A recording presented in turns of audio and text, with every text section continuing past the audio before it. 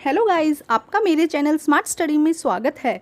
आज हम शिक्षा निदेशालय की तरफ से दी जाने वाली वर्कशीट नंबर 19 करेंगे, जो कि क्लास 8th की है और विषय है विज्ञान। ये वर्कशीट 21 सितंबर 2021 की है। तो आइए शुरू करते हैं आज की वर्कशीट शुरू करने से पहले प्लीज़ मेरे चैनल को सब्सक्राइब कर दीजिए। तो आइए देखते हैं आज की वर्कशीट, धातु एवं अधातु। बेटा, हम पिछली वर्कशीट्स में धातु और अधातु के बारे में बहुत कुछ पढ़ चुके हैं। आज की वर्कशीट में हम धातु और अधातुओं में अंतर पढ़ेंगे। अब तक हमने धातु और अधातुओं के बारे में बहुत कुछ जाना है। आज हम धातु और अधातु के भौतिक गुणों की तुलना करते हुए उन सभी की पुनरावृत्ति करेंगे। हम इनके भौतिक गुण पढ़ चुके हैं, लेकिन आज की वर्कशीट में धातु और अधातुओं के गुणों में क्या अंतर थे उनके बारे में हम एक पुनरावृत्ति करेंगे। तो आइए देखते हैं धातु और अधातु।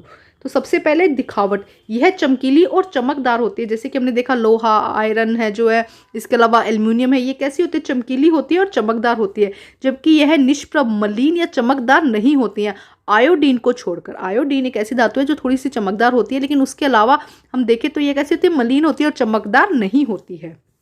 उसके बाद अवस्था, सभी धातुएं सामान्य ताप पर ठोस होती है, परंतु पारा या मरकरी कमरे के ताप पर तरल अवस्था में होता है, जिसका उपयोग थर्मोमीटर में किया जाता है। बेटा, ये सब हम पिछली वर्कशीट में पढ़ चुके हैं कि सभी जो धातुएं होती है, जैसे कि आप लोहा ले लो, एल्युमिनियम ले लो, कॉपर ले लो, ये सब क्या है? अगर नॉर्मल टेम्परेचर पर देखें, कमरे के ताप पर देखें, तो कैसी अवस्था में होती है? ठोस अवस्था में होती है। लेकिन जो पारा है या मरकरी है, वो कमरे के तापमान पर कैसी होती है? तरल अवस्था में होती है। इसका प्रयोग कहाँ किया जाता है? थर्मोमीटर में इसका प्रयोग किया जाता है। अधातुएं ठोस, द्रव और गैस तीनों अवस्था में पाई जाती है। जो अधातुएं होती है, जैसे कि देखो ऑक्सीजन है ना, सल्फर क्या हो गया? ठोस हो गया। द्रव, ठोस, द्रव और गैस तीनों ही अवस्था में क्या होती है? ये पाई जाती हैं। ठोस, द्रव और गैस तीनों ही अवस्था में ये पाई जाती हैं। उसके बाद हम देखते हैं कठोरता की बात करते हैं। तो सोडियम और पोटेशियम और लेड को छोड़कर, सोडियम, पोटेशियम और लेड को छोड़कर अधिकांश जो धातुएं वो कैसी होती है? कठोर होती है। तो धातुओं का नाम सुनते ही आपको एल्यूमिनियम, लोहा और कॉपर याद आना चाहिए। तो ये सब कैसी होती है? कठोर होती है ना बेटा। तो लेकिन सोडियम और पोटेशियम और लेड, जिसमें से सोडियम और पोटेशियम तो ऐसा है जिसे हम चाकू से भी काट सकते हैं। तो सोडियम, पोटेशियम और लेड को छोड़कर सभी जो धातुएं हैं वो कैसी होती है? कठोर होती हैं। ठीक है, हमने ये पढ़ा था पिछली वर्कशीट में, अगर आपको याद हो बच्चा। यह सामान्यतः नरम और भंगुर होती है। जो ये धातुएं हैं वो सामान्यतः क्या होती है? नरम होती है, सॉफ्ट होती है और भंगुर, अगर इसको तोड़ो तो वो टूट जाती है। ठीक है, आसानी से टूट जाती है। उसके बाद हमने पढ़ा था आघातवर्धनीयता।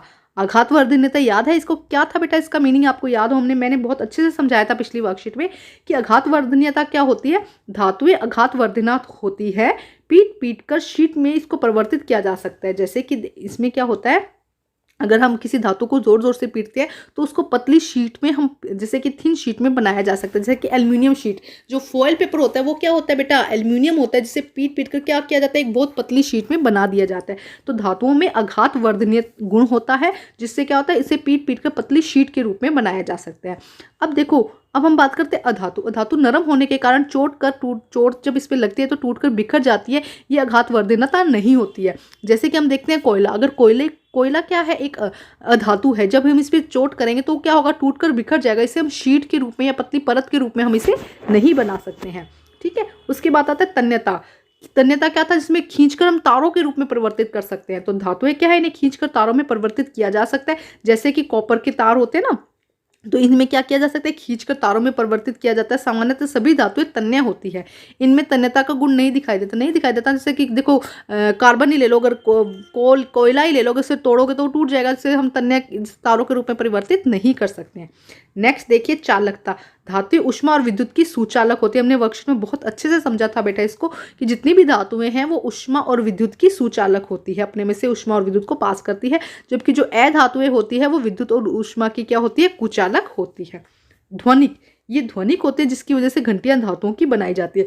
ध्वनिक का मतलब क्या है? कि जब आप एक लोहे को आपस से टकराओ तो क्या होगा? एक साउंड सुनाई देगी आपको, एक आवाज़ सुनाई देगी तीखी सी, तो उसको हम क्या कहते हैं? ध्वनिक।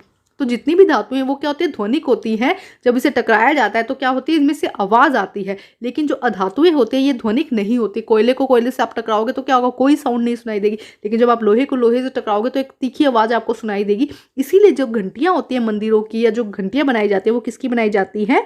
वो बनाई जाती हैं धातुओं की। ठीक है। अब यहाँ पे कुछ उदाहरण दिए गए हैं, जैसे कि लोहा, सोना, copper, aluminium, magnesium, silver, sodium, calcium, ये सब क्या है? धातुएं हैं। ये सब क्या है? धातुएं। Carbon, oxygen, nitrogen, chlorine, sulphur, iodine, ये सब क्या हो जाएंगे हमारी? ये हो जाएंगे हमारी अधातुएं। तो इनको याद कर लीजिएगा बेटा, इनके गुण, इनके अंतर याद कर लीजिएगा, जरूर पूछे जाएंगे आपके एग्जाम में। तो आइए करते हैं क्वेश्चन। 2 धातुओं के नाम लिखिए जिन्हें चाकू से काटा जा सकता है। बेटा ये क्वेश्चन पहले भी मैं वर्कशीट में करवा चुकी हूँ, एक बार फिर करवा देती हूँ। सोडियम एंड पोटेशियम ऐसी धातुएं हैं जिन्हें हम चाकू से भी, चाकू जो होता है उससे काट सकते हैं। तो ये हो जाएगा आपका आंसर नंबर 1।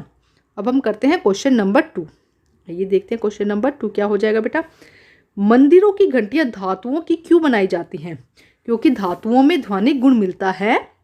यहाँ से लिख देते हैं, यहाँ पे लिख दीजिए आंसर नंबर 2, धातुएं, यहाँ पे लिख दिएगा धातुएं ध्वनिक होती है जिसकी वजह से घंटियां धातुओं की बनाई जाती है। इसमें ये भी ऐड कर सकते हैं कि धातुएं ध्वनिक होती हैं और जब आपस में टकराती हैं, और जब धातुएं आपस में, हम इसे लिख देंगे, जब धातुएं आपस में टकराती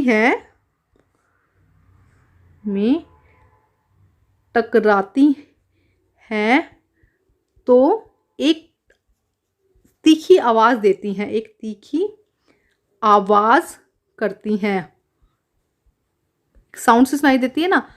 देखो यहाँ पे ऐसे आ जाएगा, आपको ऐसे लिखना है, धातुएं ध्वनिक होती हैं और जब धातुएं आपस में टकराती हैं तो एक तीखी आवाज करती है, जिसकी वजह से जो घंटियां हैं वो धातुओं, जो मंदिरों की घंटियां, जो घंटियां है वो धातुओं की बनाई जाती है। तो बेटा एक बार फिर देख लेते हैं क्वेश्चन नंबर 2। मंदिरों की घंटियां धातुओं से क्यों बनाई जाती है?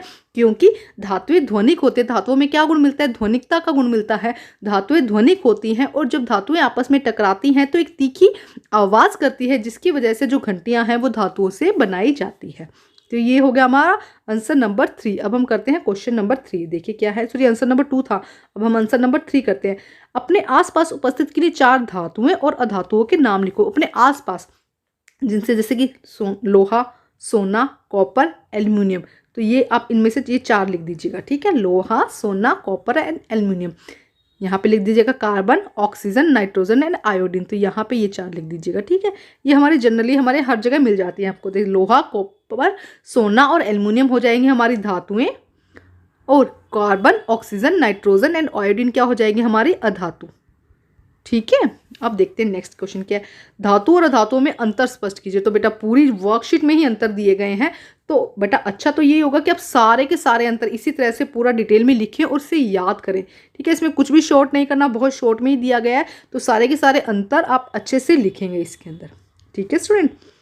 अब देखते हैं नेक्स्ट, पूरा यहाँ तक करना है बेटा, यहाँ तक, ठीक है। और जो एग्जाम्पल है वो भी अच्छे से करने हैं आपको।